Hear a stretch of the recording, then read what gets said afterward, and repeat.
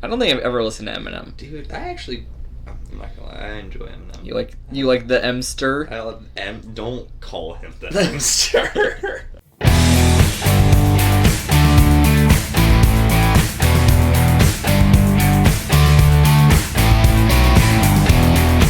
Hello everyone, and welcome to On Curve NEDH Cast. Today we're talking about tribal. Yeah, hi, I'm Drew. Thank you for joining us today. Good morning, evening, or afternoon, whatever time it is you have decided to join us. Mm-hmm. And today, as Will said, we are talking about tribal, but not just any tribe. 3 tribes. 3 tribes, you say? Why would you be talking about 3 tribes? Because why, Will? Because the commander is no tribes, but also every tribe. So we're talking about Morophon the Boundless today. So I'll go ahead and read them off. Yeah, go ahead. Morophon the Boundless is new. He's from Modern Horizons, and he's pretty sick. I think that he's probably one of the big reasons that people are calling it Commander Masters, just because he's incredible. Commander Horizons. Yeah, Commander Horizons. Yeah. Okay, so Morophon the Boundless is a legendary creature shapeshifter, and he has Changeling, which is, this card is every creature type. He costs 7 mana, and he's a 6/6. And 7 generic mana, so he does not have any yet. So it's he casts 7 colorless. Yeah. And it says, as Morophon the Boundless enters the battlefield, choose a creature type. So you'll choose spirits, or elves, or warriors, or whatever you want, whatever your deck's built around. And he says, spells of the chosen type you cast cost white, blue, black, red, green, less to cast. This effect reduces only the amount of colored mana you pay. And he says, other creatures you control of the chosen type get +1/+1. So, he's a big boy. He's going to anthem your whole team, giving them +1/+1. And he's going to reduce their colored mana cost. So this is pretty awesome, especially we've seen some variants where it's like avatars or dragons or something like that, where it's these big mana creatured, and where you're just really reducing them down. But I think some of our lists that we're looking at more kind of low mana, multiple smaller dudes, kind of just get them out faster more. So which is interesting. So, but I think speaking of getting them out hastily, you had an argument for so a lands. We are going to be talking about 3 different tribes today. Yep. But before we do, I want to... We're calling this a Morophon pitch session. We're going to pitch a couple different things for Morophon the Boundless as your commander. And the first thing that I want to pitch is having a pretty decently sized Tron package. For those of you that don't know, Tron is the name of a modern deck. And it refers to 3 lands. They're called Urza's Mine, Urza's Power Plant, and Urza's Tower. And Urza's Mine says tap, add 1 to your mana pool. If you control an Urza's Power Plant and an Urza's Tower, add 2 to your mana pool instead. Urza's Power Plant... Yeah, and all the other ones, they read that too. Yeah, so they if read they the have same all thing. 3 out, they get a boost. And Urza's Tower, it adds 3 instead of 2. So if you have all 3 on the battlefield, they tap all 3 of them together, tap for a total of 7 mana. Yeah. Here's why I think that this is a good in the deck. Is because, number 1, Morophon the Boundless costs 7 mana to cast. So by just tapping your Tron lands, you can cast him instantly. Second, Morophon reduces the colored mana cost of your creatures, which means that oftentimes you're only going to be paying the colorless cost, and this is an easy way to have a lot of colorless mana on board. And I think that it's pretty easy. You can build in a pretty good package to be able to search out these lands, because they're very specific, and you can only have 1 of each in your deck. So oftentimes people are kind of deterred from playing them in their decks, because what are the odds that I run into them? I'd oftentimes just have colored mana, but in this deck you are going to be able to use up the colorless mana, and there's ways to fetch them up. I'll just mention a few spells that you can use to fetch them up. Number 1 is Crop Rotation. It's 1 mana, 1 green for an instant. It says, as an additional cost to cast Crop Rotation, sacrifice a land, and it says search your library for a land card and put that card onto the battlefield, and then shuffle your library. And you'll notice that all of the ramp spells that I'm about to tell you about say search your library for a land card, not a basic land card, which means that you can go and get these.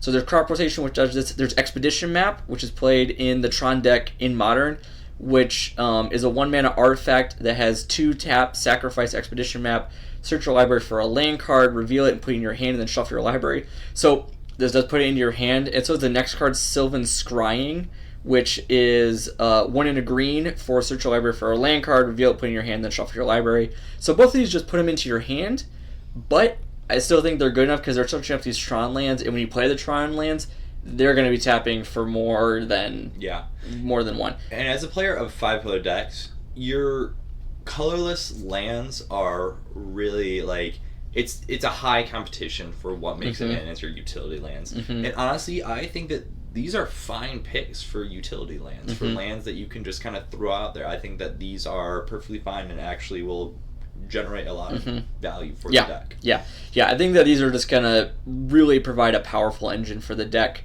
One last card that I want to mention for this package is Hour of Promise, which is a sorcery out of Hour of Devastation. It costs 5 mana, 4 and a green, and it says search your library for up to 2 land cards, put them out on the battlefield tapped, then shuffle your library, and then it has, if you control 3 or more deserts, create 2/2/2 black zombie creature tokens. That's not going to matter in this deck. What matters is you're paying 5 mana to search out 2 of your Tron lands, and it puts them onto the battlefield, which is pretty awesome. So if you already have one, then they all tap for then suddenly you have 7 mana. It's a great ramp spell. What is also incredible is a little card called Tempt with Discovery, which is 4 mana for a sorcery, 3 and a green. It says tempting offer, search your library for a land card and put it on the battlefield. Each opponent may search his or her library for a land card and put it onto the battlefield. For each opponent who searches a library this way, search your library for a land card and put it onto the battlefield. Then each player who searches a library this way shuffles it. So, important things to know. These come in untapped, and you have the ability to get all 3 if your opponents choose to shuffle. If your opponents are dummies. Yeah. Hey, if you're on the other side of this, don't take tempted. the tempting offer. Don't be tempted. But there is the chance that you'll get at least one of the Tron lands, which I think that's fine for this card if you only get one, considering that it is a Tron land. Normally, not that good if you're paying 4 mana for one. Yeah. But these are kind of like a synergy combo piece to the deck. And, if one opponent takes it, that's 2, which is a great rate. And if you can get all 3, then that's incredible. Yeah. So that's just a little argument for putting in the Tron lands. I think it's good. I think it could be pretty powerful in the deck. Yeah. So. No, I agree. Yeah. Drew, do you want to take us to our first tribe? Yeah. So, the tribe I'm pitching to you, and it's a tribe I pitched to you. I'm pitching to you humans. And I love humans so much that I'm pitching it to you not once, but now twice. So, the thing about abs and humans is it's great, but it's missing not 2 of my favorite colors, one of my favorite colors, which is blue. And red is just kind of cool too. But red and blue give us access to a lot of really good humans. And so the variant I kind of took with this deck, and honestly it's kind of weird because it's kind of 2 of my decks mashed together. It's human tribal mixed with kind of like, still with kind of the +1/+1 counter theme, but kind of just value and value engines and stuff like that. So what I mean by this is, so I have like Cloud Blazer in here, and Cloud Blazer is a 5 mana, 3 generic, 1 white, 1 blue for a 2/2. It's a human scout. It has flying, and when it enters the battlefield, you can gain 2 life and draw 2 cards. And so I'm running cards like this that are going to continually enter the battlefield and just generate value for me as I'm continuing the game.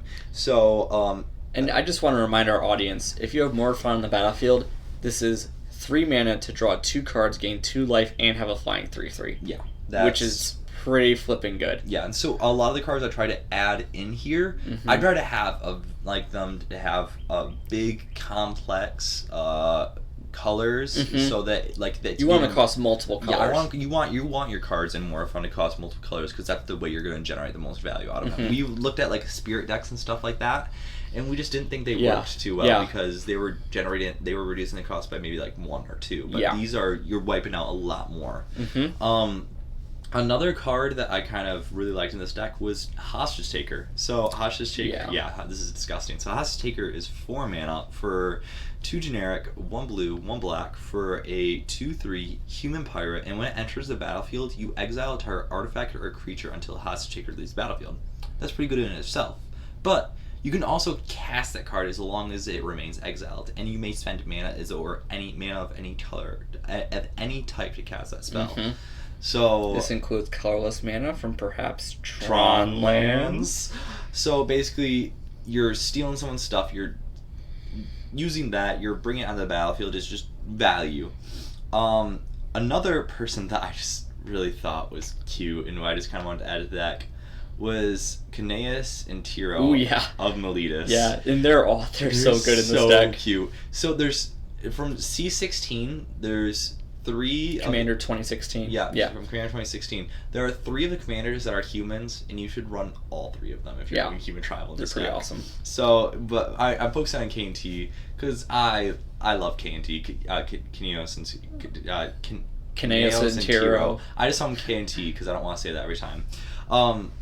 But what they are is they are 1 red, 1 green, 1 white, 1 blue for a 2/8, a human soldier. And they read, at the beginning of your end step, you draw a card, and each player may put a land card from his or her land onto the battlefield. Then each opponent who didn't draws a card. So this is awesome. Yes, it's helping your opponents out just a little bit. But it helps you more. But it helps you a lot too. And honestly, I just love And K&T. it's free. Yeah. Because it only has colored mana in the cost. It's 4 different colored mana. So if you have Morophon on the battlefield, you're just going to slam it down for free. Yeah, and also it's great politics. Like, True. Like, yeah, it can... I'm allowing you to do things like give me a break, or K&T makes it, or something like that. Swing with that big creature and I block with K&T. Yep.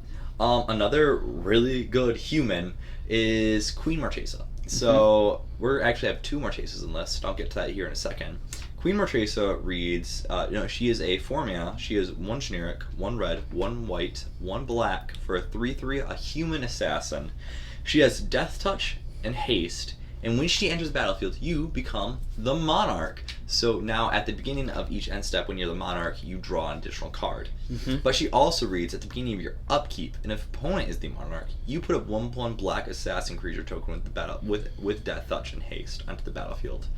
So she's just a fun, generate. One mana to become the Monarch. Yeah. And then she just generates value after that. Either you stay the Monarch because she's a great blocker, or you make 1/1s. Yep. Yeah.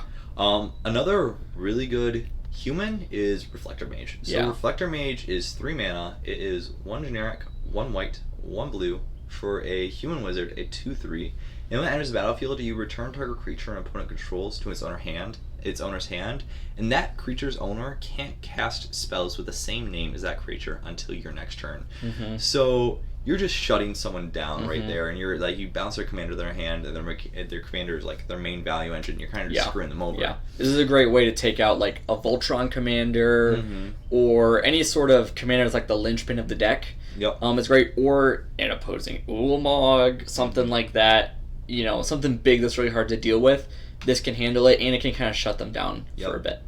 And you want to know what's better than reduced mana cost? I don't know. A free mana cost, perhaps? No mana cost. I'm going to pitch to you, you should run Joda, not just in the humans deck, but in any of your decks. Joda Archmage Eternal? Joda Archmage Eternal. So Joda Archmage Eternal is 1 generic, 1 blue, 1 red, 1 white, for a 4/3, a human wizard that has flying, and it says you may pay Wooburg rather than the mana cost for spells you cast. And so the fact that he says you can cast Wooburg and Morophon reduces the cost by Wooburg means that you don't pay anything for any of your spells. So you're going to pay, if you have Morophon on the battlefield, you will pay 1 generic mana to make all of your spells, for as long as Joda is on the battlefield, free. Yeah.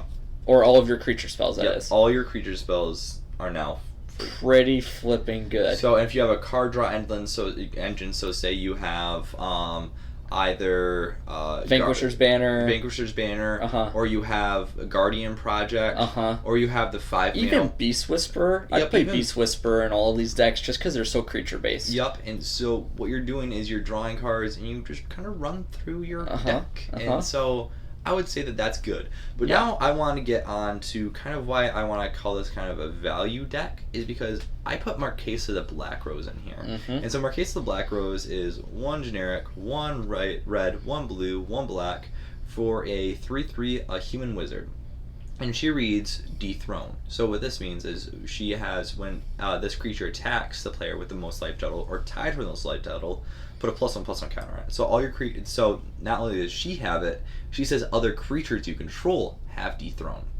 So every time they're attacking the creature with the player with the highest life total, they get a +1/+1 counter. So just making them bigger. And we know that a thing about humans is putting +1/+1 counters on them is already a thing that they kind of like to do. So you're building off of that already. But also, she reads, when a creature you control with a +1/+1 counter on it dies, return that card to the battlefield under your control at the beginning of the next end step.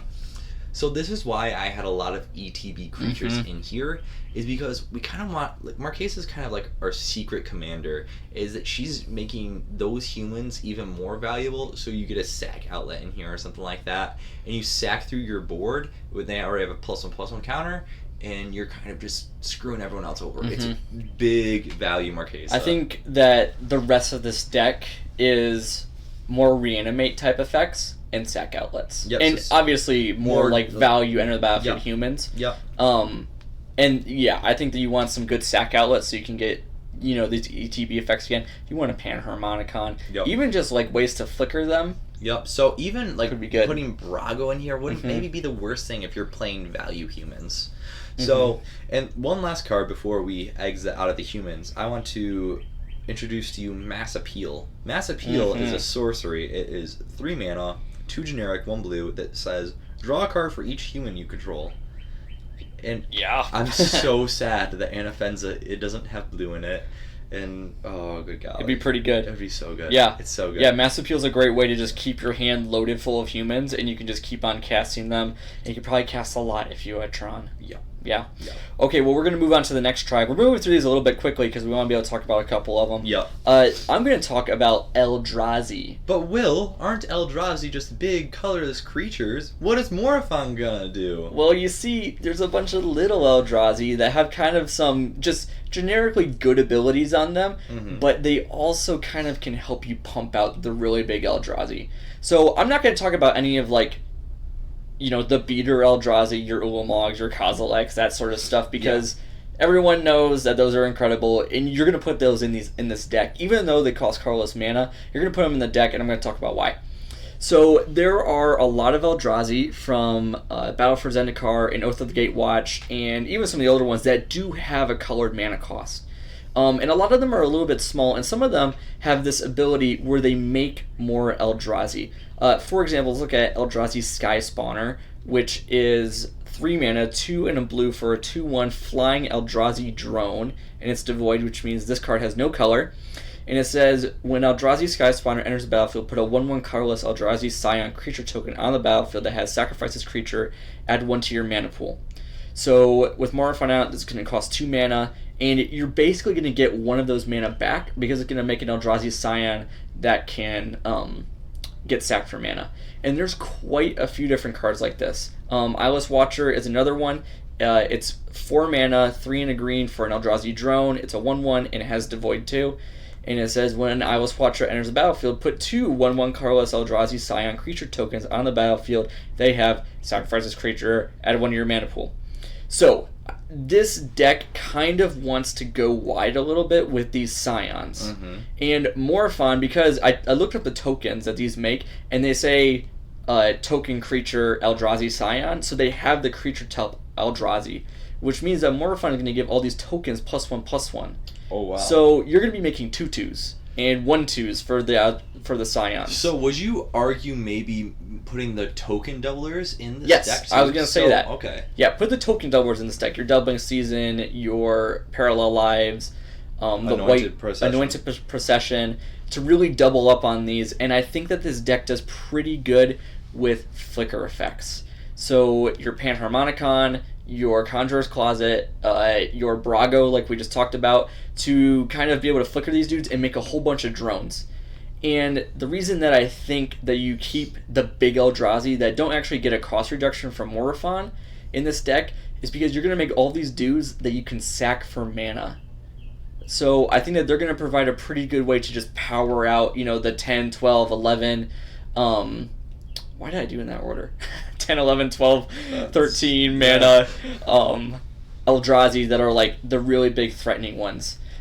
But even without them, I think that this deck has a pretty decent engine because of cards like Smothering Abomination. Smothering Abomination is 4 mana, 2 and 2 black for a 4/3 Devoid Eldrazi. It has flying. It says at the beginning of your upkeep, sacrifice a creature.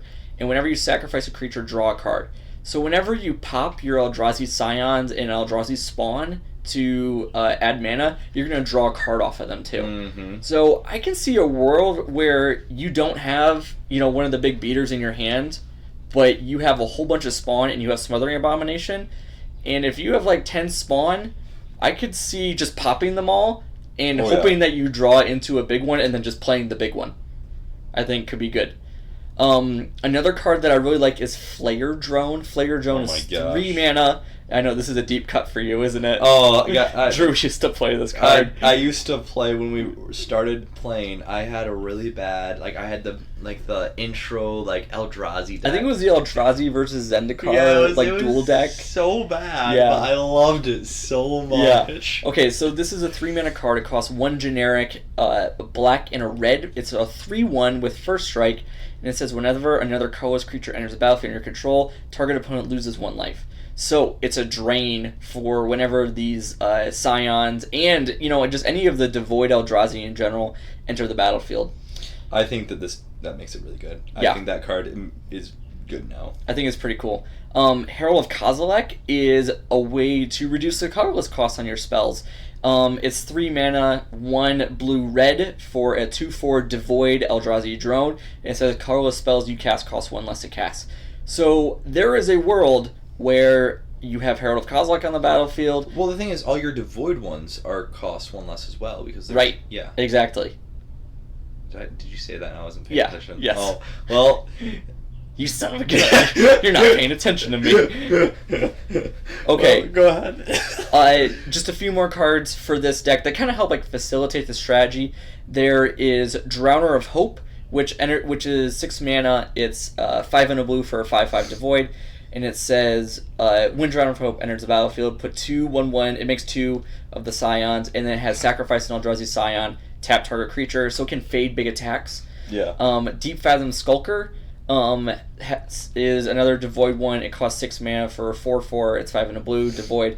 Whenever a creature controlled deals combat damage to a player, you may draw a card. So this can help you to move through your deck. You can also pay 4 mana to make a creature unblockable. Yeah, well, and if you're running all your little 1/1s, you're going to be able to probably get some damage in on those people too. So that's awesome. An Eldrazi Displacer I think is awesome in this deck because it's 3 mana for a 3/3. It's 2 and a white. It's Devoid. And it has 2 and a colorless, so you have to pay colorless mana for it. But it says exile another target creature, then return it to the battlefield tapped under its owner's control. So this is a way for you to flicker your Scion and spawn, creating Eldrazi to make more of them, which is pretty sweet. And then this card is kind of an Eldrazi tribal card. I just wanted to mention it because I think it's awesome and a potential win condition. It's called Gruesome Slaughter. This thing's stupid. It costs 6 mana. It's a sorcery, and it says until end of turn, colorless creature you control gain tap. This creature deals damage equal to its power to target creature. So you can cast this and kind of tap all your dudes and just wrath your opponent's board. So I don't know. I thought it was fun. Yeah, it's gross. That's gross. Yeah. It's a great way to get rid of your opponent's blockers and also just... true. Yeah. Just gross. Yeah. Just gross. I love it. Honestly, I wasn't really sure going in about those Eldrazi, but I feel a little bit better about that. I think it's pretty sick. Yeah, that's pretty cool. Also, they're really good with the Urza lands. The Urza lands. Play the lands. Play Tron in this deck. Play Tron? Yeah. All right, Drew. All right. What's our last tribe? One is Warriors. And so you're asking, Drew, what the heck? We already have a Warrior deck. And that We already have the 5-color Warrior deck, Drew. It's Najeela the Blade Blossom, and she's amazing. Yeah. But, so Najeela is a little bit she's super aggro. Yeah, she's super aggro. And this can be super aggro. But this is just kind of a different way. It's another really aggressive deck. Yeah, it's another really aggressive deck. But it's aggressive in that you're going to get really big creatures for a really cheap cost. Yeah. So, for example, we have Zergo Helm Smasher. And I love Zergo. I used to have a Zergo deck. What he reads is he is 5 mana, 2 generic, 1 red, 1 white, 1 black for a 7/2. an orc warrior, and he has haste, and he attacks each combat if able. So that sounds a little bit bad, but Zergo also reads, he is indestructible as long as it's your turn. And he also reads, whenever a creature dealt damage by Zergo Helm Smasher this turn dies, you put a counter on Zergo. So either they're getting bopped for 7, or they're losing a creature and growing Zergo. So and he costs Mardu in 2. Yeah. So with Morophon, he costs 2 mana for a 7/2 haste. Yeah. That's pretty good, pretty aggressive. If we're talking about still pretty good and pretty aggressive, we have Surak Dragonclaw. Yeah. For 5 mana, 2 generic, 1 green, 1 white, 1 blue, 1 red. We have a 6/6 human warrior that has flash, and he can't be countered. And it says creature spells you control can't be countered. And he says other creatures you control have trample. So basically, with Morophon out, this is a 2 mana 6/6. Flash. Can't be countered. Buffs your whole team. Gives them, Yeah. It's really, really aggressive. Yeah. Really awesome. And he almost has pseudo haste because he does have the flash. And it's not hard to hold up 2 mana. Yeah. To cast on the end step before your turn. No, totally. I think that he is gross. Yeah. Let me talk about Mirri Weatherlight Duelist. We can do this one together. Yeah. Mirri Weatherlight Duelist is one of Kip's favorite cards, actually. Oh, she's so good. Mirri Weatherlight Duelist costs 3 mana, 1 green, white for a 3/2 first strike cat warrior, and says whenever Mirri Weatherlight Duelist attacks, each opponent can't block with more than 1 creature this combat, and as long as Mirri Weatherlight Duelist is tapped, no more than 1 creature can attack you each combat. Oh, this card's so good. So she makes it basically impossible to block, and she makes it basically impossible to attack you back. Because you can swing with your whole team, and they can only block with 1 creature. Yeah, really good. That was... And for 1 mana. Yeah, for 1 mana, just you can't block. Yeah, she's good on her own, and then you take away the cost. And, yeah, she's really, really good. Yeah. I think another just really good card was that I kind of liked that you put in here was Crush the Blood Braided. So Crush is 5 mana, 2 generic, 1 black, 1 red, 1 green for a 3/3 human warrior, and he reads whenever another creature is put into a graveyard from play, you can put X +1/+1 counters on Crush, where X is that creature's power. So say something dies and you have Zerg Dragonclaw or something like that, and Crush is just going to trample over their blockers. Huge. And stuff. Yeah. They're going to block your Zergo Helm Smasher with a dude. Crush is going to get bigger. Oh no, Zergo. Oh yeah. It's going to be awesome. Yeah. Yeah, and he's 2 mana. He's 2 mana. 2 mana for a dude that'll get really big. 2 cards that I really like that are kind of in the same vein are Honored Crop Captain and Chief of the Scale. Honored Crop Captain is red and a white, so only colored mana, which means that she'll be free to cast with Morophon. She's a 3/2. She says whenever Honored Crop Captain attacks, other attacking creatures get +1/+0 until end of turn. Yeah. And Chief of the Scale is a 3/2 human warrior. You mean Chief of the Guard? Edge? Oh yeah, Chief of the Edge. Chief of the Edge costs white-black, and says other ward creatures you control get +1/+0. So just buffing your team. Yeah, for free. Yeah. Yeah, they're free because they're only colored mana, and they're both gonna provide a nice little buff to your team. Yep. And also, if there's the unfortunate events where your board is wiped, and also this should probably go in the humans deck as well. This is Garna, the Blood Flame. So Garna is 5 mana for a 3/3, so she's 3 generic, 1 black, 1 red for a human warrior, and she has flash. And what she reads is when Garna the Blood Flame enters the battlefield, return to your hand all creatures in your graveyard. They were put there from anywhere this turn, and she also gives your creatures haste. Yeah. So pretty cool. She's awesome. So someone just lays down a board wipe, your board's gone. So what you do is you flash her in at their end step, you get all your creatures back, then on your turn, you lay down your Morophon, lay down all your creatures. Your Morophon that you probably got back to your graveyard from your hand. Yeah. So you just throw it in your graveyard, I think. Yeah. And then you just, all your creatures have haste, and you swing into the empty board. So Garna's ridiculous. Yeah, she's good. And then finally in this, we have Grand Warlord Rada. She's 4 mana total, 2 red-green for a 3/4 legendary creature elf warrior with haste, And she says, whenever one or more creatures you control attack, add that much mana, any combination of red and or green, until on a turn you don't lose this mana as steps and phases end. So she's going to provide a lot of mana, and she provides, mana that you can just kind of like dump into the colorless cost remaining after also, Morophon. Getting Morophon on the board, she helps. Yes, she does help pump out Morophon early. So if you're, like, you have 2 creatures, or 2 or 3 creatures leading up to her, then you're just putting a lot of mana on the board, and she has haste, and so it might be able to help you cast Morophon. So I think that she's great. Yeah, I like her. Oh, dude, Morophon's sick. Yeah, I like him a lot. I love the diversity that it gives deck building. Also, his art is just it's really fun. I like it. It's very Ice Age. I love just the face. The face is like the thing I love most. Like he's like a old moose man thing. Face. Yeah, like an old man face, like moose horns. I love it. He's great. So we just ran through a whole ton of cards. Yeah. And we have a list that just provides the cards that we talked about and the Tron package that we talked about, which I will include in the description, so you can follow that to Archidect, and you'll be able to see all the cards that we talked about. It's kind of a little primer, a little pitch for these different tribes that you can try with more something fun. That you might be interested in. Maybe we piqued your interest into a particular. Maybe you want to play value humans, or you want to play colored Eldrazi. Colored Eldrazi, yeah. You never know. Yeah. But if you guys liked this, make sure, because we are now putting these on YouTube. So, so this should be on YouTube. So make sure you're subscribing and just spread the word. If you're listening to us in podcast form, thank you for listening. You should also subscribe in whatever format you're listening to. Thank you. Any last words before we... You can find us on social media, on Facebook, on Curve EDH, and on Instagram on Curve EDH. We do a little blast every time we send out an episode. Yeah. And tell your friends about us. Yeah. Yeah. People should know about us. We're okay people. Yeah. Yeah, we're nice. We're good. We talk about moose men with old man faces. Oh. Okay. Well, alrighty. That's it. We'll Thank call you that guys the for end. listening. Yeah. Bye. See ya.